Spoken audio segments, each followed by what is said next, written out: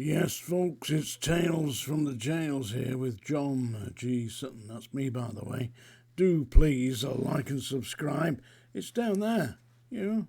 And there's also details there, and there's a link to my book, international best-selling book. Well, it is in Wigan anyway. There you go. That's it. That's my name at the bottom. And that's me there when I was a young man. Well, I'd say a young man. I was 25. That's fairly young, isn't it, considering I'm nearly 75 now. Right, I'm going to talk today about the problems with racism in HM prisons. Now, let's start off with my time at the Scrubs. And at the Scrubs, I can honestly say that the staff, although they were bullies and thugs and all the rest of it, as a general rule, they weren't particularly racially motivated. They weren't hating people of ethnic minority groups. But I tell you, I found, working on the landings at the Scrubs, that the inmates were actually, they hated staff and frequently called me very rude names. Bambaclat was one of them. What was the other one? Rasclat men. Yeah, Rasclat man, what's that all about? I mean, they were insulting me, I knew that, but I didn't know what they were saying because it was the language I spoke, you know. So really, it was futile. It was like insulting me in Welsh or Italian or Spanish or French. I don't understand. So basically, it was a waste of time. But seriously, I wasn't prejudiced, and I never have been. Because I'm a great believer in humanity, and these people are not cattle, they're not rats, they're not anything, they're human beings first and foremost. And that's why I personally object to the idea of packing people onto planes and flirting them off to the middle of Africa. I don't believe that this is going to be a resolution for anything. All it is a damn insult to people who have been seeking to protect themselves and their families from the harsh realities of life where they were in perhaps Syria or Iraq or perhaps Libya. And having been to these places, I can tell you I would want to escape as well. Anybody who's not been there, let me tell you, if you wonder where flies come from, that's where they come from, the middle of the Sahara Desert.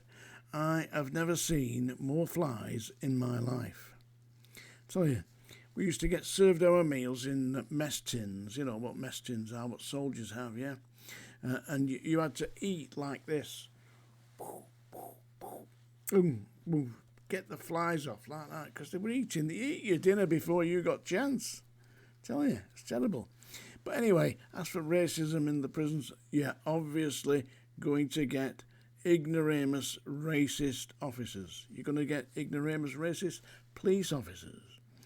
Everywhere you go, you're going to meet people who are intellectually challenged, who seem to believe that because they've got skin of a certain colour, that they have got certain entitlements that come with it. This is absolute nonsense, as we all who can reasonably think straight understand, and it doesn't make any sense. You work it out. So I'm definitely not racially prejudiced at all. I find it abhorrent, and I think it's an insult to the human race to do that. But as I said, I did experience racism at the Scrubs, but in my particular instance, it came from the other side, and I think, it kind of died down after about 6 months, because they realised, that whilst they may be racially prejudiced, I wasn't racially prejudiced, and I wasn't biting to their stupid kind of rasclat, bumberclut, all that nonsense. And I didn't have any problems with the gypsies because I was trying to teach them to read and write. The only problem I had was when the head of the gypsies at Wormwood Scrubs came to see me, and he said, no more. He said, we appreciate what you're trying to do, but it's not allowed. They do not read and write. And the gypsies didn't read and write. That was what they said. That was the head of the gypsies at Wormwood Scrubs said, no, they're not to do it. So despite the fact that I was trying to prepare them for society, when they went out, and some of them were serving lifetime sentences for grievous bodily harm, actual bodily harm, a couple of them for murder, and I got them together and I said, we'll teach you how to read and write, because they couldn't. And we were making some really good progress, and they were actually able to write the names down when I finished. But the boy in charge said, thank you very much, Mr. Sutton, no more. And that was the end of that. I tried. You can only do so much. Different matter at Strangeways. Now, at Strangeways, what we had was the National Front. It wasn't particularly prevalent at Wormwood Scrubs, but at the Scrubs it was. And the staff, who were members of the National Front, wore a little emblem, which was like a ceramic collar badge that they wore on the uniform, and it looked like a furled Union Jack. And that was the emblem of the National Front. And the man who was in charge of the Northwest chapter of the National Front was a man called Brian Baldwin. There you go, there's a name. You don't usually often hear me naming names of officers, but he's gone now. He's shuffled off his mortal coil and he's stoking some fires somewhere else, down there, I think. And down there, that's where you click like and subscribe. But he ain't down there liking and subscribing. He's down there with a big shovel, loading up the fires of hell. I would think he is anyway. Brian Baldwin, Principal Officer Brian Baldwin of HMP Manchester, otherwise known as Strangeways, and they were deeply racially prejudiced. I went with Brian Baldwin once on the behest of a senior member of the Labour Party, who asked me to investigate the National Front, and I did that and found that they were, not only were they racist, but they were invited the Grand Wizard of the Ku Klux Klan, a man called David Duke, to come over and conduct a series of lectures to members of the National Front. I got that in all the national papers, got it in the Jewish Gazette, and basically I tried to tackle it, but all that it got me was attacked, because I was assaulted on numerous occasions by staff at HMP Manchester. And you can read about that in my book. There's some about it in this book. Here they are. It's on Amazon. And I've just finished. If you wonder where I've been over the last few days, last week, I've been completing my book, Part 3, HMP Manchester Prison Officer. And it deals with my time as a hospital officer at HMP Strangeways. So there you have it. And now it's that time of day, folks. That's a song there. And yes, I know there'll be panic. There'll be panic in Rotherham.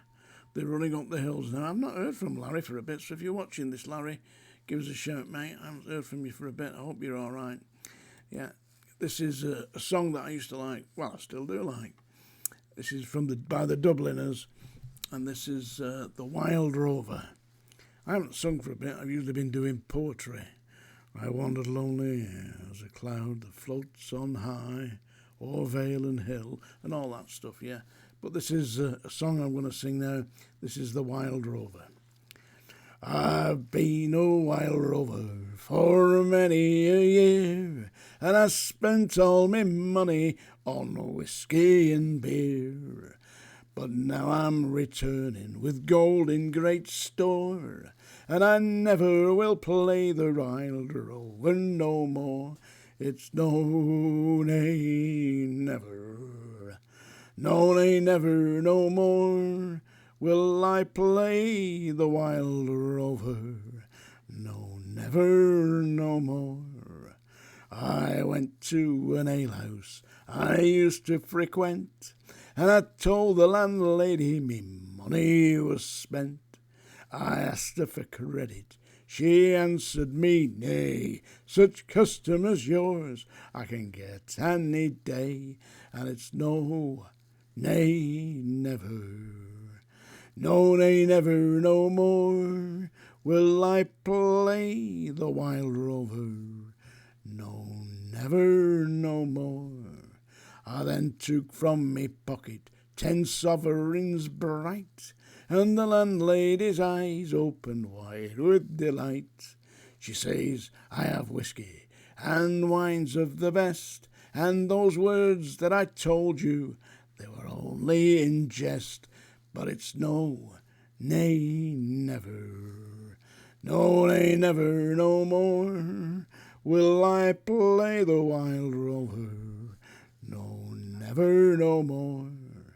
I'll go home to my parents, confess what I've done, and I'll ask them forgive their prodigal son.